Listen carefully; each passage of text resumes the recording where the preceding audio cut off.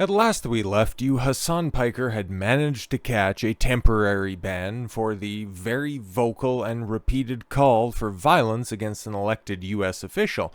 Now, normally, that would be something that could be prosecutable, something that would get a couple of knocks at your front door by the Secret Service, but this is Twitch's golden boy, okay? And if that wasn't sitting in the back of your mind when the ban was first announced, then I seem to recall when ban used to mean you were gone from a platform and not just a temporary inconvenience.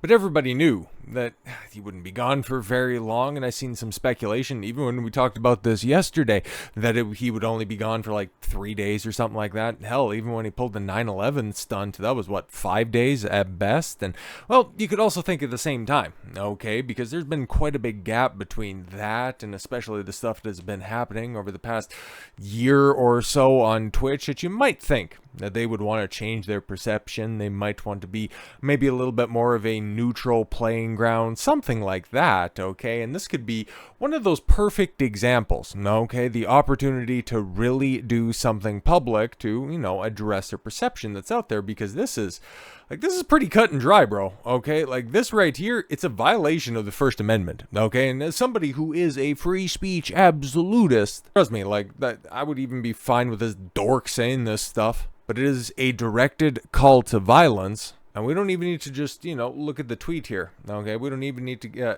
take the caption at face value. We can play this, okay? Because it's beeped out. That's fine. If you cared about Medicare fraud or Medicaid fraud, you would kill Rick Scott, okay?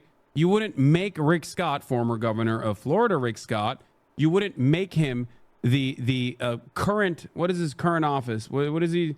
He's the US Richard Senator, Lynn Scott is an American attorney, businessman, politician, Navy veteran, serving as the senior United States Senator from Florida, a seat he has held since 2019. And also, I believe this past election cycle, he was literally the f***ing head of the, what was it, like the Senate committee or something? Like the God, how does anybody, and that's already all edited to hell, how does anybody watch this fucking idiot for like 8 hours a day? It's absolutely insane, man. He's just such a dumb person. Pulls up a Wikipedia article for one of the 102 senators that are out there. Christ almighty, you're getting a U.S. Political education from a goddamn Canadian, but I don't know, is this asshole in Japan because he said that he was going to, flee the country because he doesn't feel safe under Trump, so he's worried about a potential Medicare, Medicaid cut, which I don't think is ever going to manifest. Like, what are you talking about here? But no. All of this stuff, all of this rhetoric is backed up by idiots like Hasan making these very vocal proclamations. Then you have assholes like this last night, Al Green, getting tossed out of the State of the Union address that Trump decided to call it a spurt of a moment. I'll accept the punishment. It's worth it to let people know that there's some of us who are going to stand up against this president's desire to cut Medicare, Medicaid, and Social Security. Yeah, I'm sure, but you also won't stand and applaud for a kid that survived a very aggressive form of brain cancer. Stop me, Democrats, especially when I don't care. I don't care what you boo at. I don't care what you guys actually do, because I see what you applaud. The likes of Luigi Mangione. You remember the guy who just went out there and put 2 in the back of a CEO for a healthcare insurance company.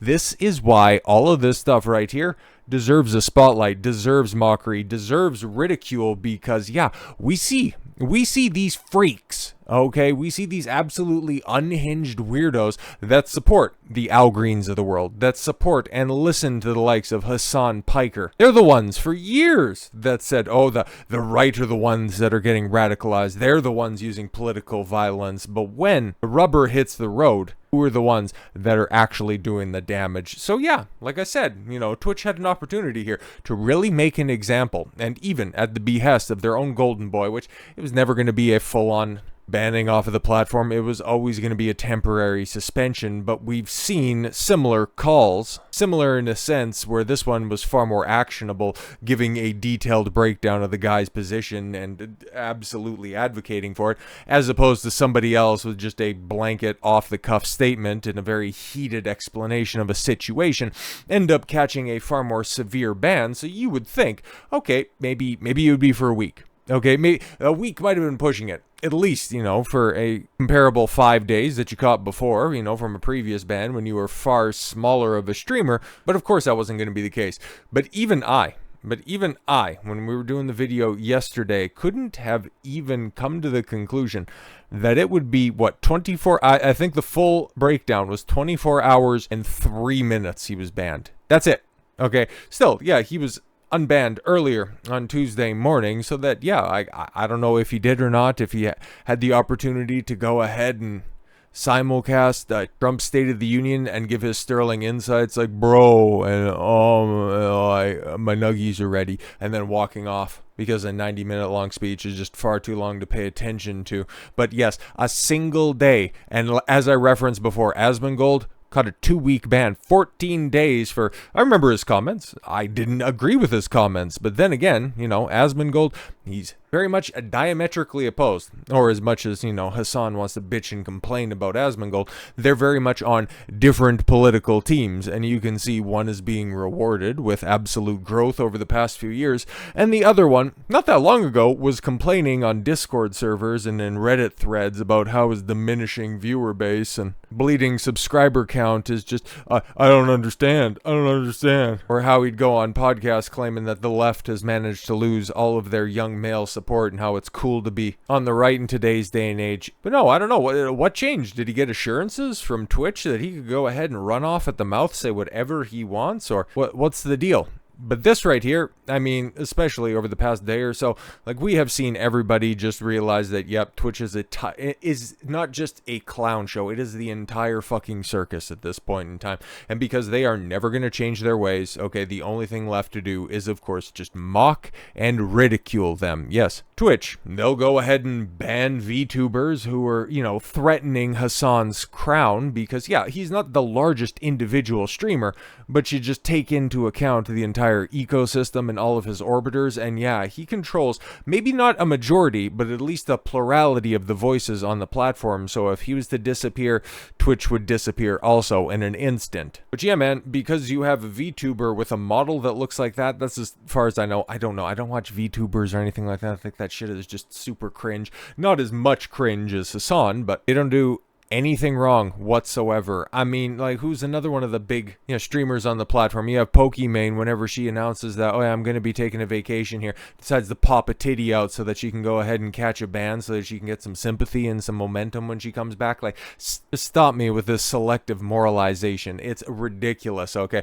You can go ahead and advocate for the deletion of an elected member of Congress as long as they have the wrong politics to what you espouse to your diminishing and dwindling audience. That's totally fine. That's totally great. You can go ahead and lionize and sing the praises of a murderer, a lying murderer in Luigi Mangione, and Twitch will just turn a blind eye to this. And even somebody who still has a decent following, and again, this isn't somebody that I would hold up as any sort of moral authority either, or, just a wellspring of sterling insights. You got XQC, who in his late 20s just understood and finally figured out the concept of condensation, can't read cursive writing, and would cower in fear if anybody came into his house in an Amaranth-like situation, and then just, decide with his girlfriend who's going to go, deal with the intruders. But even a broken clock can be right twice a day, as XQC calls out the owner of Twitch, Dan Clancy, for unbanning Hasan one day after his ban, even though he threatened someone. Imagine the platform not putting their foot down on violent threats. And yeah, I'd play you the clip, but it's XQC, and I do value your guys' sanity on that one. But yeah, he brings up, Dan Clancy roasting him because, yeah, that's about it, man, because all you can do is just mock the freaks that are over there on the purple platform. You can go ahead and build up your credibility elsewhere, because Twitch has been known as a place where if you don't already have an established fan base, it's nearly impossible to crack through and organically grow on that platform. It is so cooked, and the moment that Amazon just simply decides that they've had enough of somebody who is such a sycophant, and I can't believe that Kick's official account was the one so bold as to go ahead and tweet this out. I mean, the writing is on the wall. Okay, it is simply only a matter of time. And if you increasingly see such policy discrepancies applied like this, okay, where you see the likes of Asmongold catch a 14-day ban for saying some off-the-cuff comments, which were vile and vitriolic, I will go ahead and give you that, and then to compare and contrast that with a pointed call to violence resulting in a one-day ban, All you can do is simply not use the platform, mock it from afar, and then just cheer on its own self-induced immolation. Hasan will continue to get away with and advocate for murder. Twitch will continue to decline in relevance. And socialist hacks like this will eventually have to sink or swim in the open market. And well, we see what happens when they have to play fair. Oh, wait, they can't. So with all that said, thank you all very much for the gift of your time. I've been Don Consuelo. I want you to follow your gut and get after it. Take care, everyone.